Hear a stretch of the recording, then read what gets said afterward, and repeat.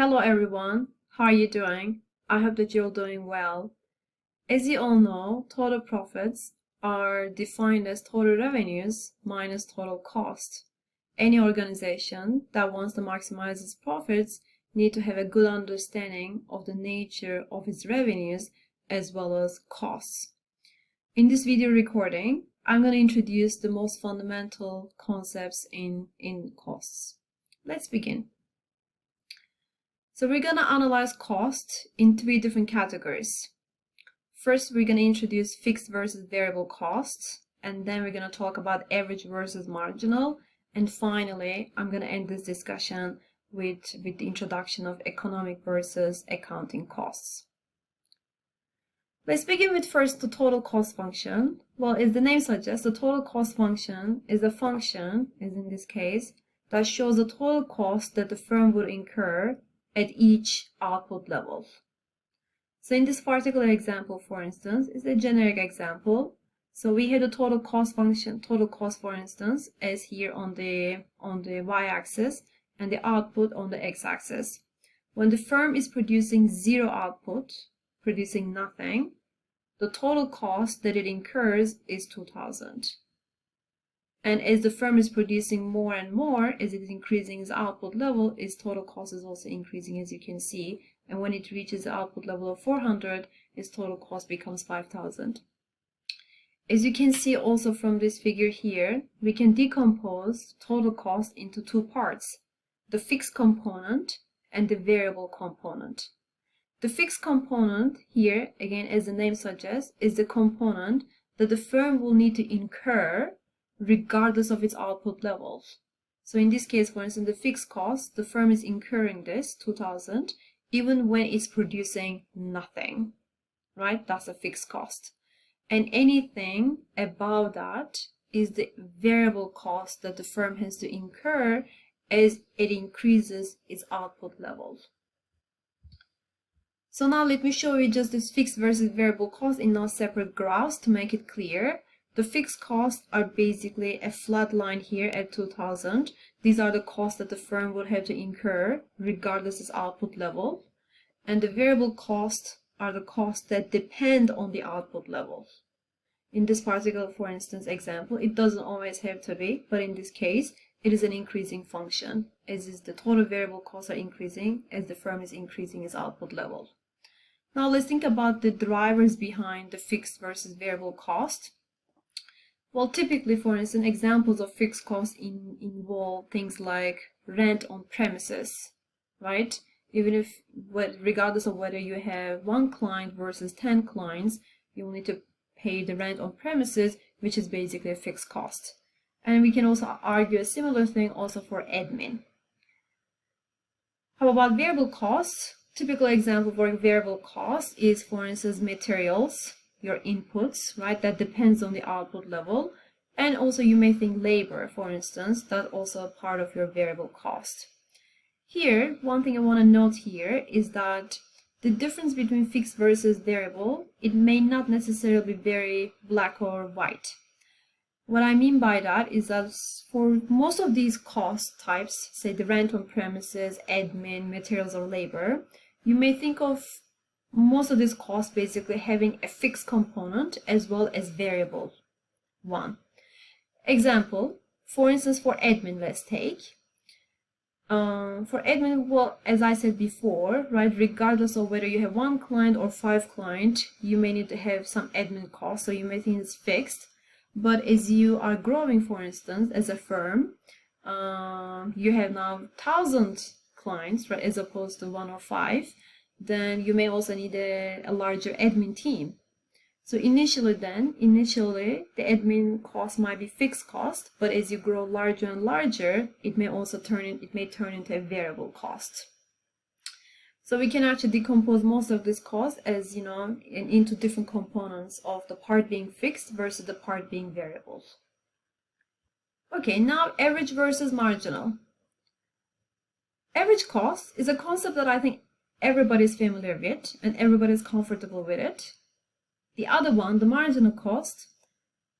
From teaching this course over the past years, I learned that a lot of people actually make mistakes about understanding marginal cost.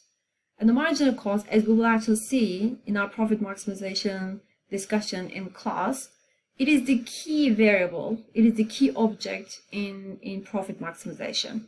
So it's very important to understand the distinction between the two. So let's begin. The average cost, it basically means unit costs. You take the total cost, say as in the previous example, for instance, the total cost of producing 400 units was £5,000. It's £5,000 divided by, the level of output in that particular example was 400. If you divide it, basically you obtain average cost, which is unit cost. Well, by definition, it depends on both fixed and variable cost, right? Because it's using total costs here. How about the marginal cost? Marginal cost, different from the average cost, it is the cost of producing an additional unit of output. Let's suppose that you're an aluminum producer and you're already producing 10 tons of aluminum. The question here is that, what is the cost of producing one more ton when you're already producing 10? So it is conditional on your current level of output level. And here we're asking, what will be the cost of producing one more? So formula is defined as follows. So since we're looking at the marginal cost of producing 1 when you're already producing 10, so it's basically equal to the total cost of producing 11 units, 11 tons of aluminium, minus total cost of producing 10 tons of aluminium. So that is the marginal cost of producing one more when you're already producing 10. If you think about this, right, by definition, the marginal cost depends only on variable cost because it takes into account only the cost that you incur on the margin.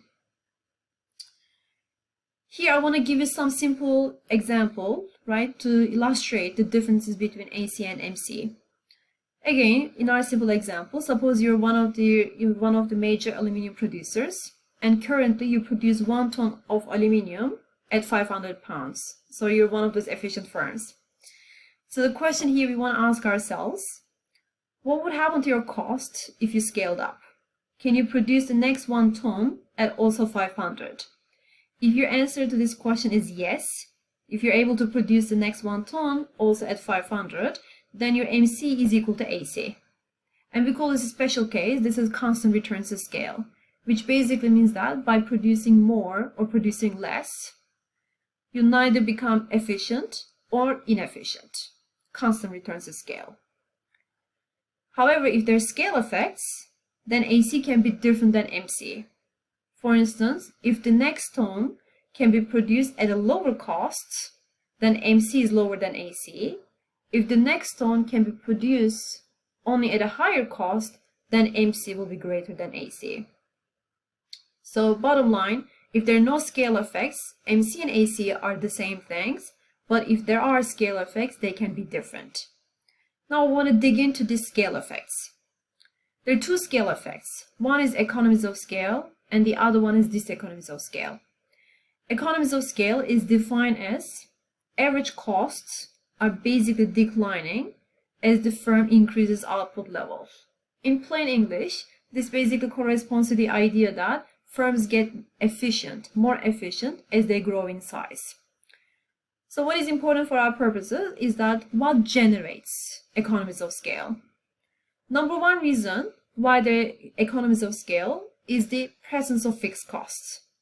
So how are these things related? Well, basic idea here is that if the firm has a large fixed cost, when it produces more and more output, because these fixed costs are now spread over multiple units, its per unit costs are declining. Per unit cost basically meaning AC. So as the AC is going down, whereas the output level is going up, then we say there's economies of scale. Other reasons why there might be economies of scale, number one reason is basically the increased productivity due to experience, and also in a similar vein, economies of scale arise from gains from specialization. The firm basically, becomes better at what it's doing. It is what it's producing, and this generates economies of scale. Other reasons why we might observe economies of scale, for instance, there can be vertical integration. Well, sometimes, as firms grow larger in size, they buy the firms that are in their supply chain. That of course then enables them to access their inputs at a lower cost, and thus economies of scale. And also firms, as they grow larger in size, they enjoy higher bargaining power with their suppliers. And again, a similar idea, that basically enables them to access, their inputs at a lower cost, and hence economies of scale. So there can be basically a number of reasons along these lines which can lead to economies of scale. What about the other one? So again, one thing that I have learned over the past years is that many people are comfortable with the idea of economies of scale, and they think that this is the most commonly observed scale effect in practice.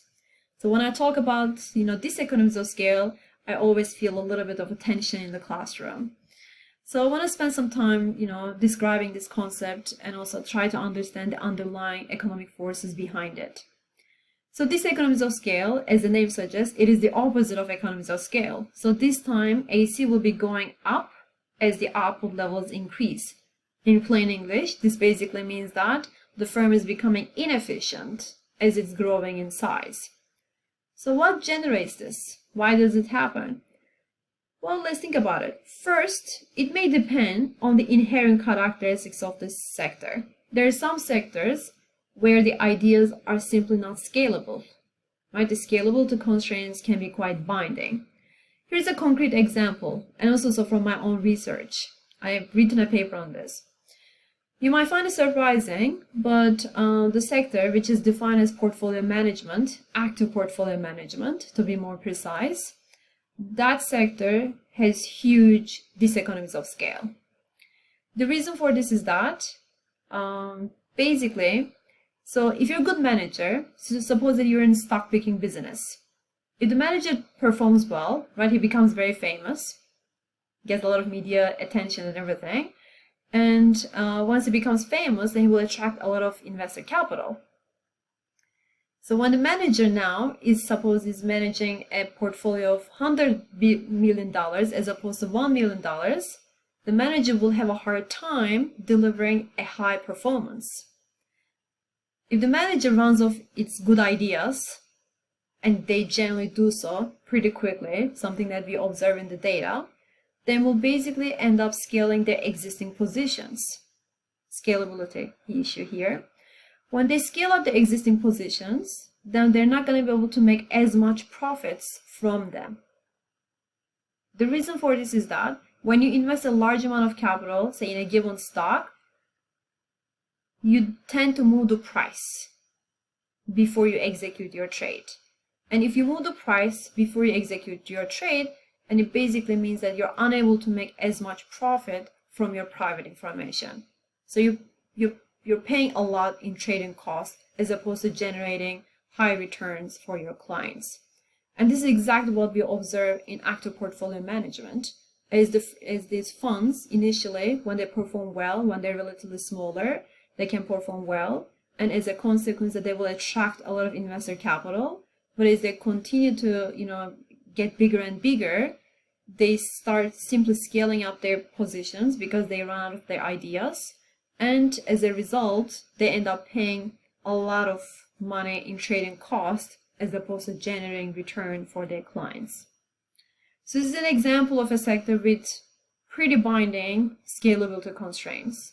Another good example with scalability constraints, a sector of scalability constraints, is the creative artwork, for instance.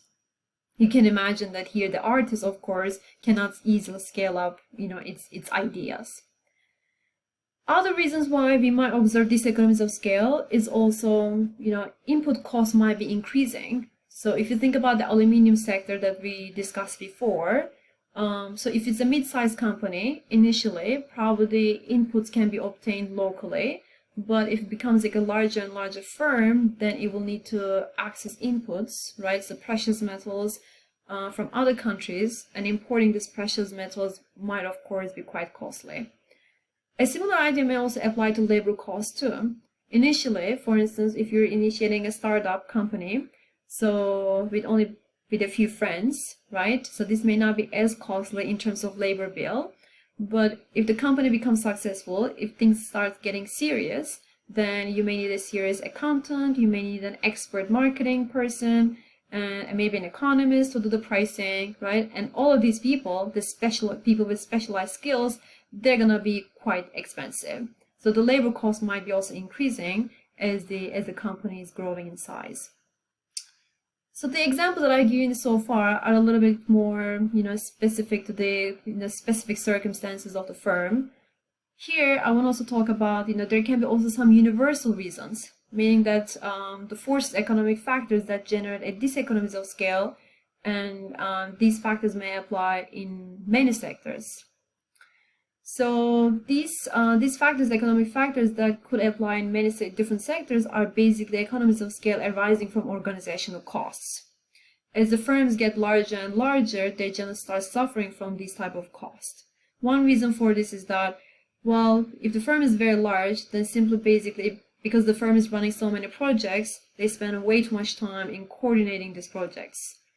If I have a number of friends who work in these big tech companies, they're all engineers, and what they report to me is that they spend about 75% of their time in just meetings, right? They actually get very limited amount of time to the actual work, which in their case is to write code. But they actually complain a little bit that they hardly ever get a chance to do it. So that's a big organizational cost, which generates basic diseconomies of scale. Also, other type of organizational costs associated with diseconomies of scale is that these large companies may lose young, creative human capital due to firm hierarchy. That's also a huge cost for large firms. As you can see, at first you may think that diseconomies of scale is such a weird idea, but it actually is not. In practice, we do observe in many different contexts. And for the sake of completeness, let me also talk about no-scale effects. A case with no-scale effects, as we also discussed before, this is basically a case with constant returns to scale. So this is the idea that, by changing its output level, the firm neither becomes efficient nor inefficient. As you can see, AC and MC in this case is equal to each other, and it's a flat line.